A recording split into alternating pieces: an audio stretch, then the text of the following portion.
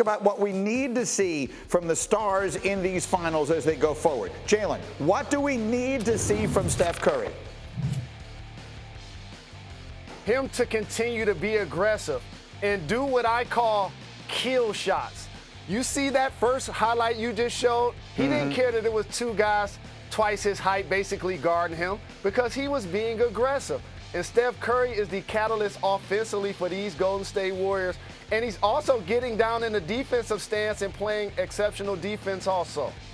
Let's go to Jayson Tatum. What do you need to see from him for the Celtics? Efficiency. That's what I need to see.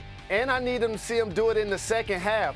Greeny, we've been at each one of these conference finals and NBA finals games. We've seen Jayson Tatum have amazing first halves where he flirted with 20 points or more. But church mouse in the second half. We need him to be aggressive in the second half and be efficient. And then finally, how about Draymond Green? What do we need to see from him going forward? If you keep doing what you're doing, Day-Day, you're going to keep getting what you're getting. And here's a level of aggression. If you put his stats up there, they don't look all that good. But however, he has to stay in the game. So he's going to always walk the fine line between whether he's going to get ejected or a technical foul and or not. But you can't tell Draymond Green not to play with that edge because that's who he is. And you know what I liked about Game 1?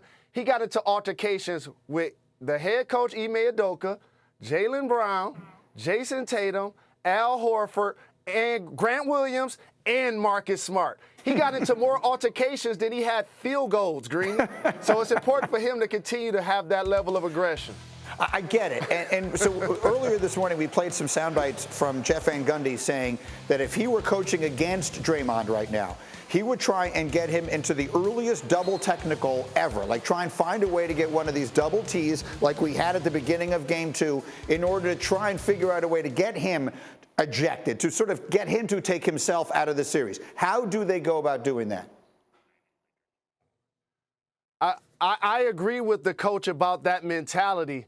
But that's an old school mentality where you go to the end of the bench and you go get like a Charles Oakley or a late great Anthony Mason to go in, and all of a sudden they become a physical agitator toward Draymond Green.